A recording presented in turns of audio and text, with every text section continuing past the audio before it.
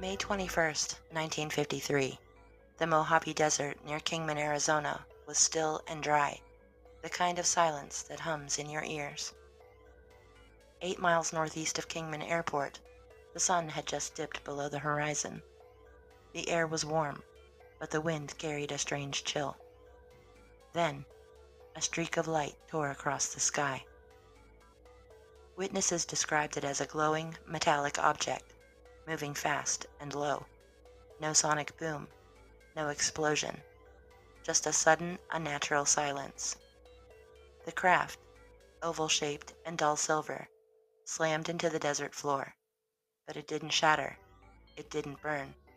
It simply stopped. The crash site was remote, a sandy wash surrounded by rocky buttes and sparse desert brush. The craft measured approximately 30 feet in diameter and 3.5 feet high.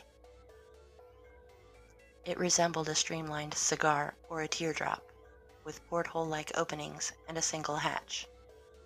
Engineer Arthur Stansel worked under the pseudonym Fritz Werner. He was flown in from Indian Springs Air Force Base. His assignment?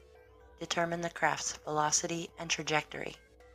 He calculated the impact speed at 1,200 miles per hour, yet the object showed no damage, no dents, no scratches.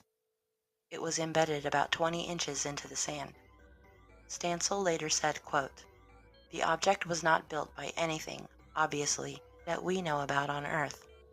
It was more like a teardrop-shaped cigar, like a streamlined cigar." End quote. Inside the craft, through a small hatch, specialists saw 2 swivel seats and a control panel with unfamiliar instruments. The metal was unlike anything they'd seen, dull, brushed, and resistant to heat and pressure. Next to the craft stood a tent, guarded by military police. Inside lay a body. Stansel managed a glance. What he saw was a humanoid figure, approximately 4 feet tall, wearing a silver metallic suit and a skull cap. The skin was dark brown. The eyes were large. The body was intact, but lifeless.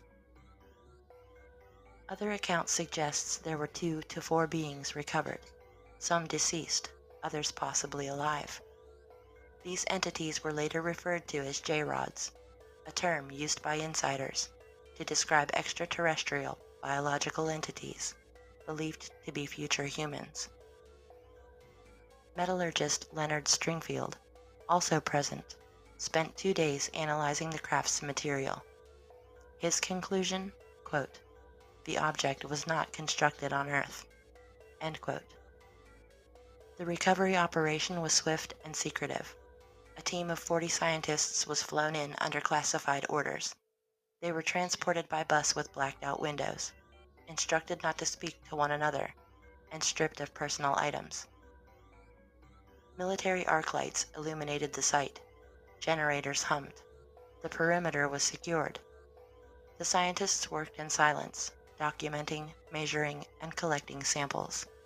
One specialist described the interior of the craft as, quote, "an oval cabin with 2 seats and a control panel that looked like it belonged in a submarine, but with no wires, no seams."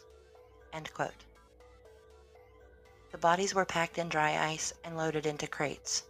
The craft was lifted onto a flatbed truck and driven out under cover of darkness.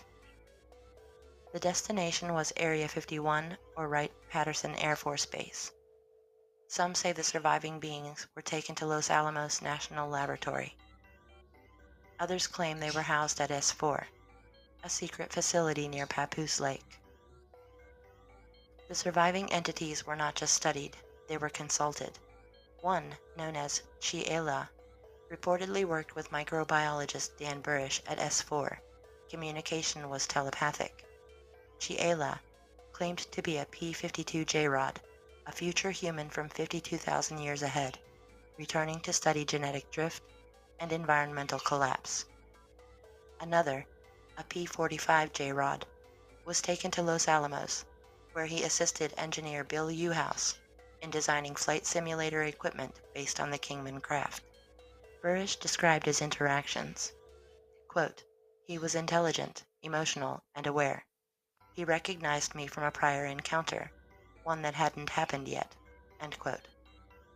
The implications were staggering. Time travel, genetic engineering, interdimensional diplomacy. The Kingman recovery allegedly sparked Project Aquarius, a classified program to reverse engineer alien technology and study extraterrestrial biology.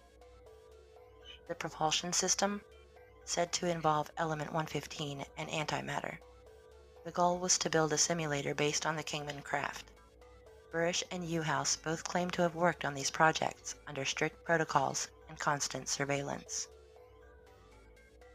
The J-rods were housed in a clean sphere, a sterile environment designed for safe interaction. Burish was instructed not to speak to them directly, but Sheila broke protocol, initiating contact. The public knew nothing. Witnesses signed secrecy oaths. The first leak came from columnist Frank Scully, whose book, Behind the Flying Saucers, hinted at Kingman. Later, Raymond Fowler interviewed Stansel, who confirmed the story under oath. In 1977, a National Guard member at Wright-Patterson described receiving 3 bodies from an Arizona crash site, each about 4 feet tall, with large heads and brown skin, packed in dry ice. In 1995, an anonymous source known as J-Rod 2 claimed to have worked on a USAF simulation project using materials from Roswell and Kingman. In 2024, Christopher Mellon, former Deputy Assistant Secretary of Defense for Intelligence, released a redacted conversation confirming the recovery of craft and biologics from Kingman. The Kingman crash remains one of the most verified UFO incidents in U.S. history. Multiple witnesses, multiple sources, multiple corroborations.